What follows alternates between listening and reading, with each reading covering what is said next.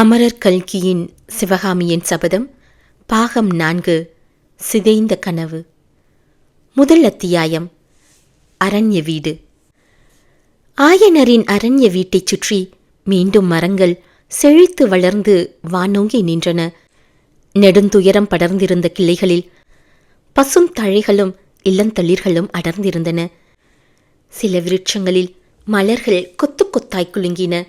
இளங்காற்றில் மரக்கிளைகள் அசைந்து ஒன்றோடொன்று மோதிய போது உதிர்ந்த மலர்கள் பூமியில் ஆங்காங்கு புஷ்ப கம்பளம் விரித்தது போல் கிடந்தன. அந்த மலர்களின் நறுமணம் நாலாபுறமும் கம் என்று நிறைத்திருந்தது. கானகத்து பறவைகள் அவ்வப்போது கலகலவென்று ஒலி செய்து அங்கே குடிக்கொண்டிருந்த நிசப்தத்தை கலைத்தன. ஆயனரின் வீட்டுக்கு சற்று தூரத்தில் இருந்த தாமரை குளத்தில் தண்ணீர் ததும்பி அலைமோதி கொண்டிருந்தது. தாமரை இலைகள் தளதளவென்று விளங்கின. அந்த இலைகளின் மீது தண்ணீர் துளிகள் முத்துக்களைப் போல் தத்தளித்துக் கொண்டிருந்தன. இளங்காற்றில் தாமரை இலைகள் அசைந்தபோது அந்த ஒளி முத்துக்கள் அங்கும் இங்கும் ஓடியது கண்கொள்ளா காட்சியாயிருந்தது. இந்த இயற்கை அழகையெல்லாம் பார்த்து அனுபவிப்பதற்கு மனிதர்கள் மட்டும் அங்கே இல்லை. ஆயனரின் அரண்ய வீட்டைச் சுற்றி முன்னொரு காலத்தில் நூற்றுக்கணக்கான சிற்பக்கலை சீடர்கள் வேலை செய்து கொண்டிருந்தார்கள். தற்சமயம் அங்கே சீடன் எவனும் காணப்படவில்லை. அங்கே இப்போது குடிக்கொண்டிருந்த சூனியத்தின் வேதனையை இன்னும் அதிகப்படுத்தும்படியாக அரண்ய வீட்டுக்குள்ளிருந்து ஒரே ஒரு தனி கல்லுளியின் சத்தம் கல் கல் என்று கேட்டுக்கொண்டிருந்தது. ஆம், வீட்டுக்குள்ளே அயன சிற்பியார் மீண்டும் கையில் கல்லுளி எடுத்து வேலை செய்து கொண்டிருந்தார். அருமை புதல்வியை ஆயனர் பறிகொடுத்து இப்போது 9 ஆண்டுகளுக்கு மேலாகிவிட்டன. இத்தனை காலமும் அவர் உயிர் வாழ முடிந்தது மீண்டும் சிற்பத் தொழிலில் கவனம் செலுத்திய காரணத்தினாலேதான். 12 வருஷங்களுக்கு முன்னே நாம் அந்த சிற்ப கிரகத்தில் பார்த்ததை காட்டிலும் இப்போது அதிகமான நடன சிலைகளை பார்க்கிறோம். சிலை வடிவம் ஒவ்வொன்றும் சிவகாமியை நினைவூட்டுகின்றன. மண்டபத்தின் சுவர்களிலே அந்த நாளில் நாம் பார்த்த சித்திரங்கள் எல்லாம் இப்போது நிறம் மங்கி போயிருக்கின்றன. இதிலிருந்து அஜந்தா வர்ண ரகசியத்தை இன்னும் ஆயனர் தெரிந்து கொள்ளவில்லை என்று நாம் யூகித்துக் கொள்ளலாம். ஆயனரின் உருவத் தோற்றத்திலும் பெரிய மாறுதலை காண்கிறோம். அவருடைய தலை ரோமம் தும்பை போவை போல வெளுத்து போயிருக்கிறது. கண்கள் குழி விழுந்திருக்கின்றன. முகத்திலே சுருக்கங்கள் காணப்படுகின்றன. அவரை இப்போது ஆயன கிழவர் என்று கூறினால் யாரும் ஆட்சேபிக்க முடியாது. ஆயனர் தமது வேலையில் முழு கவனத்தையும் செலுத்தி கொண்டிருந்தபடியால் வீட்டின் வாசலில் இரட்டை குதிரை பூட்டிய ரதம் வந்து நின்ற சத்தம் அவர் காதில் விழவில்லை. தாத்தா என்ற மழலை குரலை கேட்டதும் திரும்பி பார்த்தார். மாமல்ல நரசிம்ம சக்கரவர்த்தியும் அவருடன் 2 குழந்தைகளும் வாசற்படியை தாண்டி வந்து கொண்டிருந்தார்கள். மாமல்லரின் உருவமும் ஓரளவு மாறியிருந்தது. அவருடைய முகத்தில் யௌவனத்தின் தளதளப்புக்கு பதிலாக முதிர்ச்சி பெற்ற கம்பீர தேஜஸ் குடிக்கொண்டிருந்தது. படபடப்புக்கு பதிலாக தெளிந்த அறிவும் முரட்டு துணிச்சலுக்கு பதிலாக வைர நெஞ்சத்தின் உறுதியும் அவருடைய கண்களிலே பிரகாசித்தன. அவருடன் வந்த குழந்தைகளின் முகத்தோற்றத்திலிருந்து அவர்கள் அண்ணனும் தங்கையுமாக இருக்க வேண்டும் என்று யூகிக்க முடிந்தது. அண்ணனுக்கு வயது 8, தங்கைக்கு 6 இருக்கும். மாமல்லருடைய சாயல் இருவர் முகத்திலும் காணப்பட்டது. தாத்தா என்று கூவிக்கொண்டு 2 குழந்தைகளும் ஆயனரிடம் ஓடினார்கள். ஆயனர் அவர்களே, என் கண்மணிகளே வாருங்கள் என்று சொல்லி வரவேற்றார். அவர்களை தம் தோளின் மேல் சாய்த்து கொண்டு கொஞ்சி சீராட்டினார். அவருடைய கண்களில் கண்ணீர் துளித்தது. அது குழந்தைகளை கண்டதனால் ஏற்பட்ட ஆனந்த கண்ணீரோ அல்லது நடந்திருக்கக்கூடியதையும் நடக்காமற் போனதையும் நினைத்து கொண்டதனால் ஏற்பட்ட தாபக் கண்ணீரோ என்று யாரால் சொல்ல முடியும்? குழந்தைகள் சற்று நேரம் ஆயனருடன் விளையாடி கொண்டிருந்த பிறகு மாமல்ல சக்கரவர்த்தி அவர்களை பார்த்து, குந்தவி, மகேந்திரா, 2 பேரும் வெளியே ஓடிப்போய் சிறிது நேரம் விளையாடி கொண்டிருங்கள். நான் தாத்தாவுடன் கொஞ்சம் பேசிவிட்டு வருகிறேன் என்று சொல்லிக்கொண்டே குழந்தைகளை கையை பிடித்து அழைத்து கொண்டு போய் வெளியில் விட்டார். கண்ணா, குழந்தைகளை பார்த்துக்கொள் என்று சாரதியை பார்த்து சொன்னார். அதோ குதிரை கடிவாளங்களை பிடித்து கொண்டு நிற்பவன் கண்ணபிரான்தான். அவன் முகத்தில் இப்போது கருகருவென்று மீசை வளர்ந்திருந்தது. குழந்தைகளை வெளியில் விட்டுவிட்டு வீட்டுக்குள்ளே திரும்பி வந்த மாமல்லரை பார்த்து ஆயனர், பிரபு, தாங்கள் எனக்கு இட்ட கட்டளையை நிறைவேற்றிவிட்டேன். 108வது நடன சிலை இன்றோடு வேலை முடிகிறது என்றார். சிவகாமியின் பிரிவினால் ஆயனரின் அறிவு நாளுக்கு நாள் சிதறிப்போய் வருவதைக் கண்ட நரசிம்மவர்ம சக்கரவர்த்தி அவரை 108 நடனத் தோற்ற சிலைகளையும் பூர்த்தி செய்யும்படி கட்டளையிட்டிருந்தார். ஆயனர் வேலை செய்யத் தொடங்கிய நாளிலிருந்து அவருடைய அறிவு பாதுகாக்கப்பட்டு வந்தது. ஆயனரே, என்னுடைய ஆயுத்தங்கள் முடிந்துவிட்டன. விஜயதசமியன்று யுத்தத்துக்கு புறப்படுகிறோம்.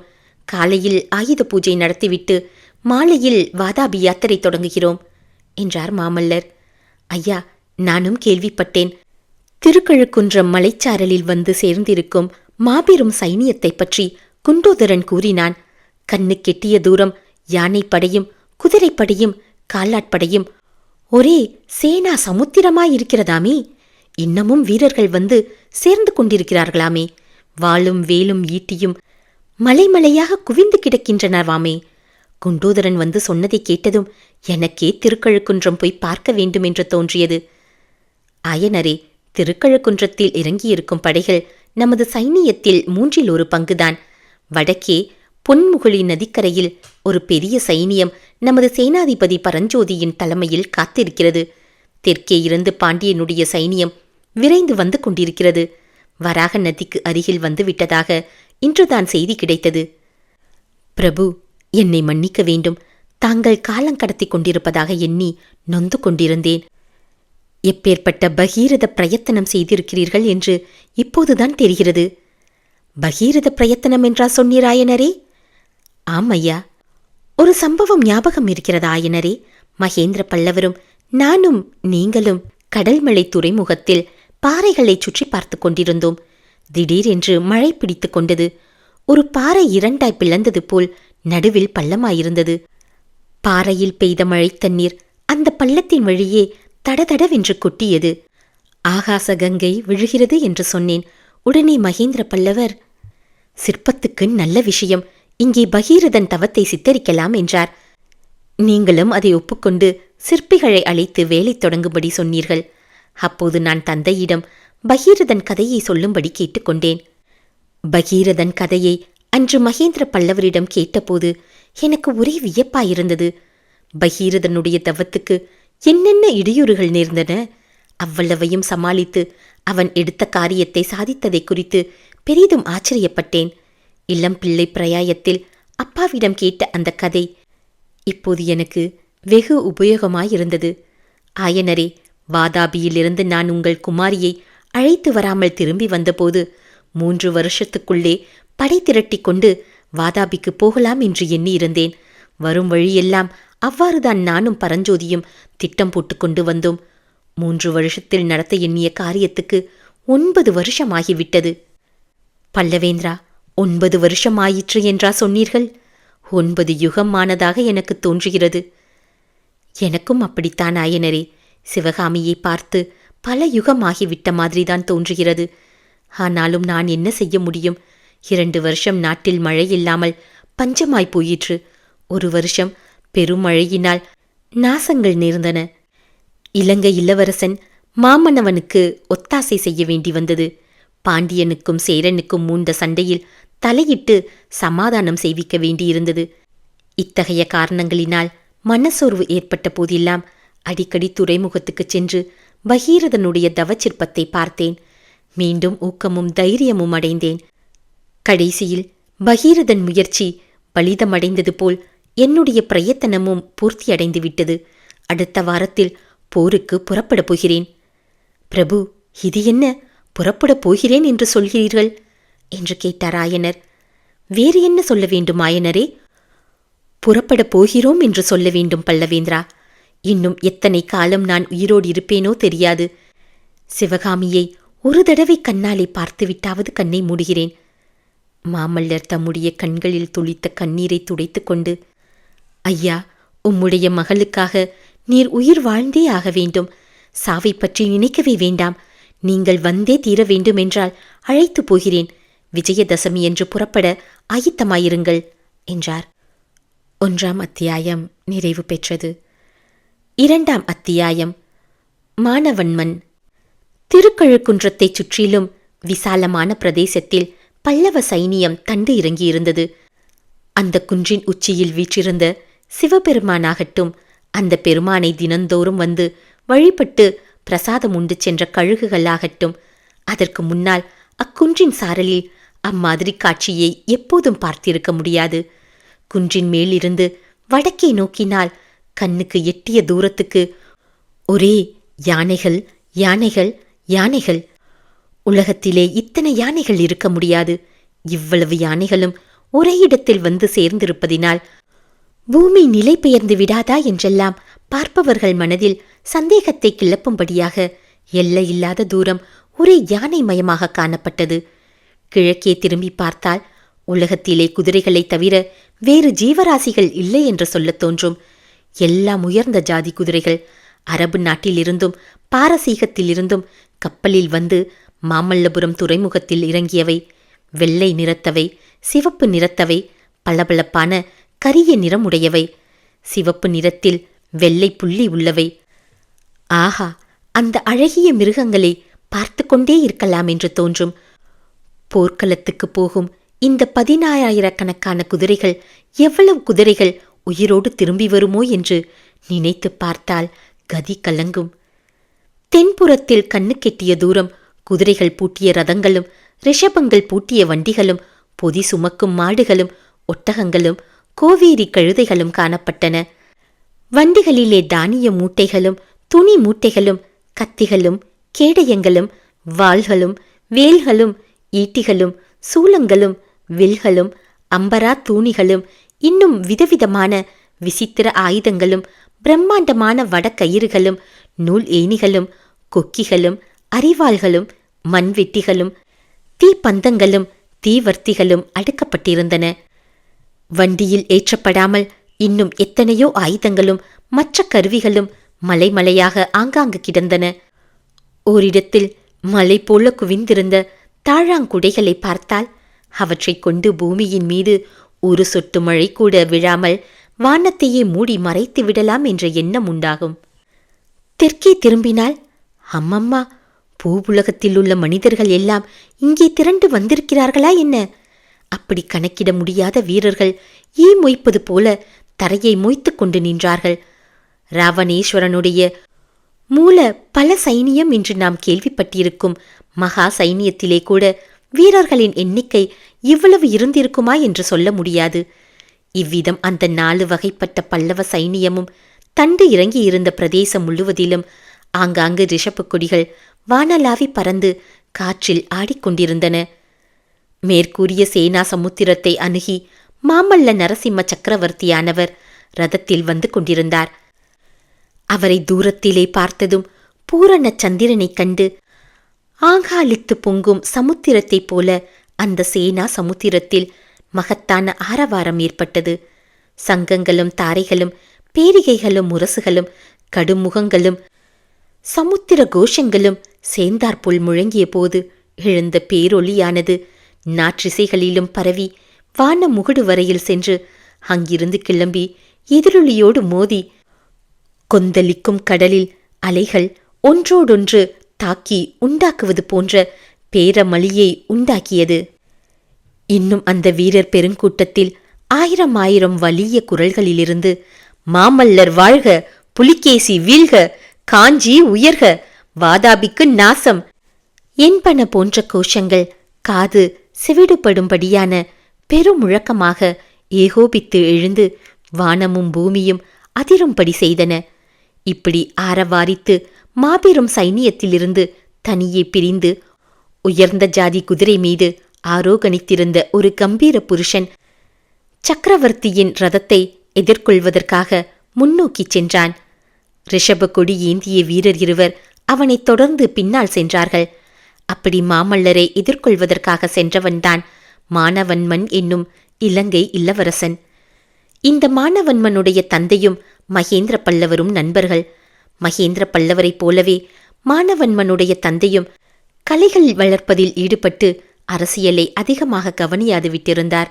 இதன் பலனாக அவர் இறந்ததும் மானவன்மன் சிம்மாசனம் ஏற இடங்கொடாமல் அட்டதத்தன் என்னும் சிற்றரசன் ராஜ்யத்தை கைப்பற்றிக் கொண்டான். மானவன்மன் காஞ்சி மாமல்லருக்கு உதவி கூறி தூது அனுப்பினான். அப்போதுதான் தொண்டை மண்டலத்தை பெரும் பஞ்சம் பீடித்திருந்தது. எனினும் மாமல்லர் ஒரு சிறு படையை கப்பலில் ஏற்றி இலங்கைக்கு அனுப்பி வைத்தார். அந்த படை இலங்கையை அடையும் சமயத்தில் மானவன்மன் படுதோல்வியுற்று காட்டில் ஒளிந்து கொண்டிருந்தான். மாமல்லர் அனுப்பிய சிறிய படை அட்டதத்தனோடு போரிடுவதற்கு போதாது என்று கண்ட மானவன்மன் பல்லவர் படையோடு தானும் கப்பலில் ஏறி காஞ்சிக்கு வந்து சேர்ந்தான். மகேந்திர பல்லவருடைய சிநேகிதரின் மகன் என்ற காரணத்தினால் மானவன்மன் மீது இயற்கையாகவே மாமல்லருக்கு அன்பு ஏற்பட்டது.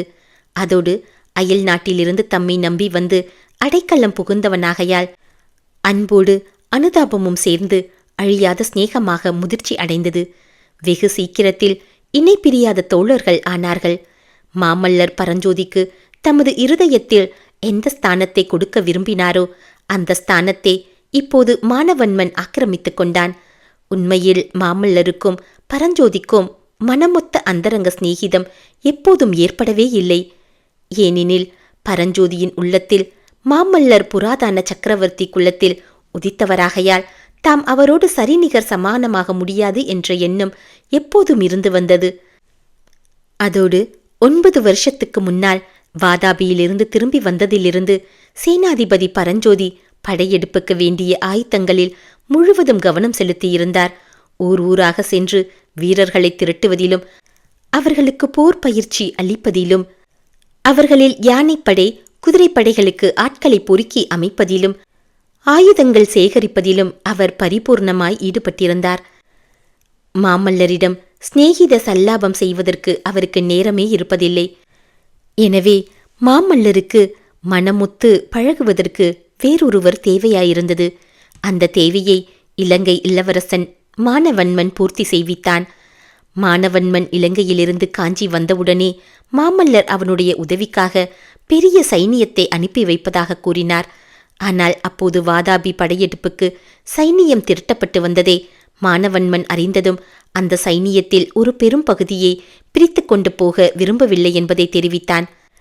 வாதாபி யுத்தம் முடியும் வரையில் அங்கேயே தான் தங்குவதாகவும் பிறகு இலங்கைக்கு போவதாகவும் சொன்னான். இதனால் மாமல்லர் மிகவும் மகிழ்ச்சியடைந்தார்.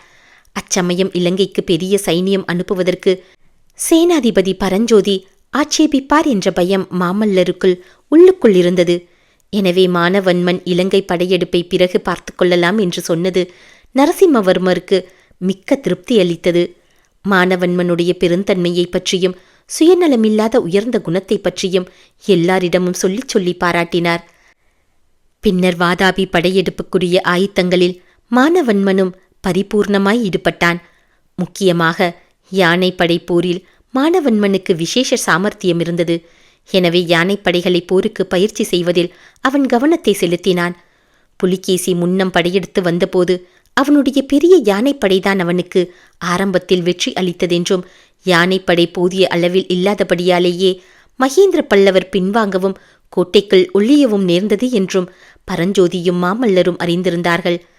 எனவே வாதாபி படையெடுப்புக்கு பெரும் யானைப்படை சேகரிக்க தீர்மானித்து சேர நாட்டிலிருந்து ஆயிரக்கணக்கான யானைகள் தெரிவித்திருந்தார்கள். அந்த யானையை போருக்கு பழக்குவதற்கு மானவன்மன் மிக்க உதவியாயிருந்தான். வாதாபிக்கு படை கிளம்ப வேண்டிய தினம் நெருங்க நெருங்க மானவன்மனுக்கும் மாமல்லருக்கும் ஒரு பெரும் வாக்குப்போர் நடக்கலாயிற்று. படையெடுப்பு சேனையோடு தானும் வாதாபி வருவதற்கு மானவன்மன் மாமல்லரின் சம்மதத்தை கேட்டுக்கொண்டிருந்தான். மாமல்லரோ வேறு யோசனை செய்திருந்தார். அதிதியாக வந்து அடைக்கலம் புகுந்தவனை போர்க்களத்துக்கு அழைத்து போக அவருக்கு விருப்பமில்லை. அதோடு அவர் மனதில் இன்னொரு யோசனையும் இருந்தது.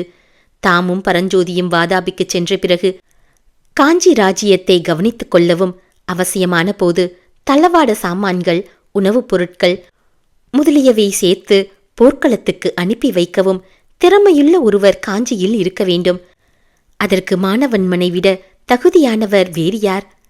அன்றியும் மானவன்மனை காஞ்சியில் விட்டு போவதற்கு மாமல்லரின் இதய அந்தரங்கத்தில் மற்றொரு காரணமும் இருந்தது. வாழ்வு என்பது சதமல்ல. எந்த நிமிஷத்தில் யமன் எங்கே எந்த ரூபத்தில் வருவான் என்று சொல்ல முடியாது. அதிலும் நெடுந்தூரத்தில் உள்ள பகைவனை தாக்குவதற்கு படையெடுத்து போகும்போது எந்த இடத்தில் உயிருக்கு என்ன அபாயம் நேரும் என்று யாரால் நிர்ணயிக்க முடியும்? புலிகேசியை கொன்று வாதாபியையும் நிர்மூலமாக்காமல் காஞ்சிக்கு திரும்புவதில்லை என்று மாமல்லர் தம் மனதிற்குள் சங்கல்பம் செய்து கொண்டிருந்தார். வெற்றி கிடைக்காவிட்டால் போர்க்களத்தில் உயிரை தியாகம் செய்யும்படி இருக்கும். அப்படி ஒருவேளை நேர்ந்தால் காஞ்சி பல்லவ ராஜ்யம் சின்னா பின்னமடையாமல் பார்த்து கொள்வதற்கும் குமாரன் மகேந்திரனை சிம்மாசனத்தில் ஏற்றி ஸ்திரப்படுத்துவதற்கும் யாராவது ஒரு திறமைசாலி வேண்டாமா? அந்த திறமைசாலி நம்முடைய நம்பிக்கைக்கு முழுதும் பாத்திரமானவனாகவும் இருக்க வேண்டும். காஞ்சி ராஜ்யத்தையும் குமாரன் மகேந்திரனையும் நம்பி ஒப்படைத்துவிட்டு போவதற்கு மானவன்மனை தவிர யாரும் இல்லை. தம் மைத்துனனாகிய ஜெயந்தவர்ம பாண்டியனிடம் மாமல்லருக்கு அவ்வளவாக நம்பிக்கை இல்லை. ஜெயந்தவர்மனுக்கு ஒரு காலத்தில் தமிழகம் முழுவதையும் ஒரு குடையின் கீழ் ஆள வேண்டும் என்ற ஆசை இருந்ததென்பது மாமல்லருக்கு தெரியும். பாண்டியனிடம் தமக்கு உள்ளுக்குள் இருந்த அவநம்பிக்கையை மாமல்லர் வெளியே காட்டிக்கொள்ளாமல் வாதாபி படையெடுப்புக்கு அவனுடைய உதவியை கோரினார். ஜெயந்தவர்மனும் தன்னுடைய மகன் நெடுமாறனின் தலைமையில் ஒரு பெரிய சைனியத்தை அனுப்பிவித்தான். அந்த சைனியந்தான் வராக நதிக்கரையில் அப்போது வந்திருந்தது. இப்படி மாமல்லர் பாண்டியனிடம் யுத்தத்துக்கு உதவி பெற்றாராயினும் தம் ஆருயிர் தோழனான மானவன்மனிடமே முழு நம்பிக்கையையும் வைத்து அவனை காஞ்சியில் இருக்க சொல்லிவிட்டு தாம் வாதாபி செல்வதென்று தீர்மானித்தார். மானவன்மனோ பிடிவாதமாக தானும் வாதாபிக்கு வருவேன் என்று சொல்லிக் கொண்டிருந்தான். மேற்படி விவாதம் அவர்களுக்குள் இன்னும் முடியாமலேயே இருந்தது. மாமல்லர் ரதத்திலிருந்து மானவன்மன் குதிரை மீதிருந்தும் கீழே குதித்தார்கள். ஒருவரையொருவர் ஆலிங்கனம் செய்து கொண்டு மகிழ்ந்தார்கள். பிறகு மானவன்மன் ரதத்திலிருந்த ஆயனரை சுட்டிக்காட்டி, அண்ணா, இந்த கிழவரை எதற்காக அழைத்து வந்தீர்கள்? படையெடுக்கும் சைனியத்தை பார்த்துவிட்டு போவதற்காகவா, அல்லது ஒருவேளை யுத்தத்துக்கே அழைத்து போக உத்தேசமா என்று கேட்டான். அதற்கு மாமல்லர், அதை ஏன் கேட்கிறாய் தம்பி? ஆயன கிழவர் எல்லோருக்கும் முன்னால் தாம் போருக்கு போக வேண்டும் என்கிறார். அவருக்கு போட்டியாக குமாரன் மகேந்திரன் தானும் யுத்தத்துக்கு கிளம்புவேன் என்கிறான். அண்ணா, யுத்தத்துக்கு போனால் நானும் போவேன் என்கிறாள் குந்தவி. இதோடு போச்சா, நமது சாரதி கண்ணன் மகன் சின்ன கண்ணன் இருக்கிறான் அல்லவா? அவன் நேற்று கையிலே கத்தி எடுத்துக்கொண்டு தோட்டத்துக்குள் புகுந்து சலுக்கர் தலையை இப்படித்தான் வெட்டுவேன் என்று சொல்லிக்கொண்டே அநேக செடிகளை வெட்டி தள்ளிவிட்டானாம் என்றார். மானவன்மன் குறுக்கிட்டு, ஆயன கிழவர், சின்னக்கண்ணன், குமார சக்கரவர்த்தி, குந்தவி தேவி ஆகிய வீரர்களை போர்க்களத்துக்கு அழைத்து போங்கள். என்னை போன்ற கையாளாதவர்களை காஞ்சியில் விட்டுவிட்டு போங்கள் என்றான். அப்படியெல்லாம் உன்னை தனியாக விட்டுவிட்டு போக மாட்டேன். மாமா காஞ்சியில் இருந்தால் தானும் இருப்பதாக மகேந்திரன் சொல்கிறான். மகேந்திரன் இருந்தால் தானும் இருப்பதாக குந்தவி சொல்கிறாள் என்றார் மாமல்லர். உடனே மானவன்மன் குமார சக்கரவர்த்தியை தூக்கிக் கொண்டு, நீ ஒரு குழந்தை, நான் ஒரு குழந்தை, நாம் 2 பேரும் காஞ்சியில் இருப்போம். மற்ற ஆண் பிள்ளைகள் எல்லாம் யுத்தத்துக்கு போகட்டும் என்றான். அப்போது குந்தவி, ஏன் மாமா, உங்கள் அப்பாவுக்கு நீங்கள் குழந்தைதானே என்று வெடுக்கென்று கேட்டாள். மானவன்மன் குமார மகேந்திரனை தரையில் விட்டுவிட்டு குந்தவி முன்னால் வந்து கை கட்டி வாய்ப்பொத்தி நின்று, தேவி, தாங்கள் இருக்குமிடத்தில் யாரும் வாயை திறக்கக்கூடாதல்லவா? நான் பேசியது பிசகு, மன்னிக்க வேண்டும் என்று வேடிக்கையான பயபக்தியோடு சொல்லவும் ஆயனர் உள்பட அனைவரும் நகைத்தார்கள். அன்று சாயங்காலம் மாமல்லரும் மானவன்மனும் தனிமையில் சந்தித்த போது, அண்ணா, உண்மையாகவே ஆயனரை வாதாபிக்கு அழைத்து போகப் போகிறீர்களா என்று கேட்டான்.